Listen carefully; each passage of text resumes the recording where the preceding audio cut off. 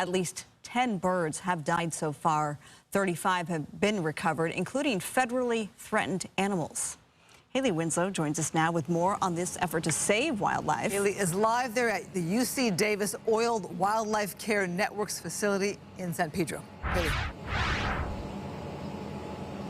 Hey, you guys, yeah, when these birds are covered in oil, wildlife experts say it's kind of like when we get a hole in our dry suit. They can get really cold and get sick and die really fast. That's why it's so important to get them here so they can hopefully fly free again. This western grebe gets dinner out of a feeding tube. Wildlife technicians are teaching the bird how to eat on his own again after he was doused in oil from the spill.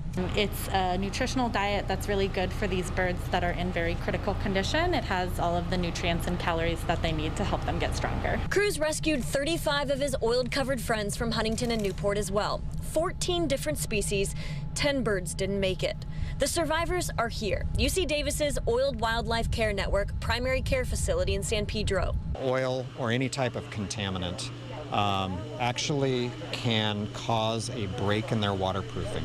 So for animals that have a normal body temperature up to 106 degrees, floating out in the cold habitat, they can either die or get very sick very quickly. Stress and noise are really hard on these recovering birds, especially the 7 federally threatened snowy plovers rescued from Huntington Beach. It's one thing, it's about these birds are naturally by their nature very sensitive. 2, they're in a place where people like to be and they don't even know they're there. Snowy plovers are sort of a beloved species. They're tiny, they're easy to love, and I think that people can understand that sweet little face really a lot more completely maybe than the goal.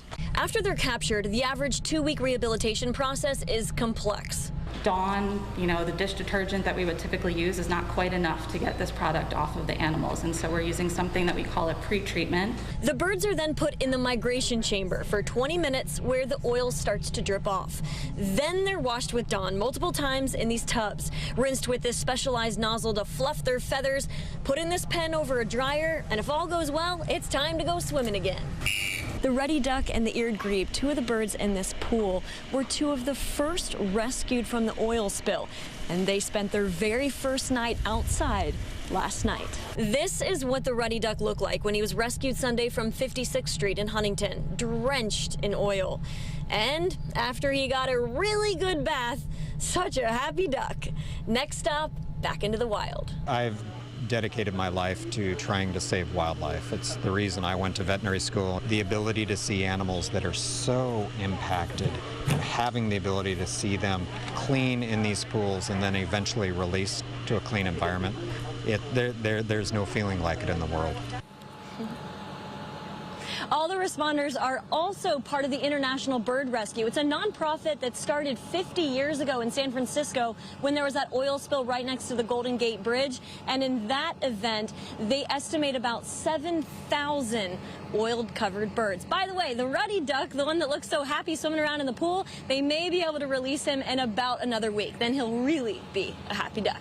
Reporting live in San Pedro, I'm Haley Winslow, Fox 11 News. I love that shot of that duck. It's like he was almost smiling there. And Haley, we love your appropriate sweater. Yeah, your top. The only day I can get away with wearing it to work, right? Very good. Thank you, Haley.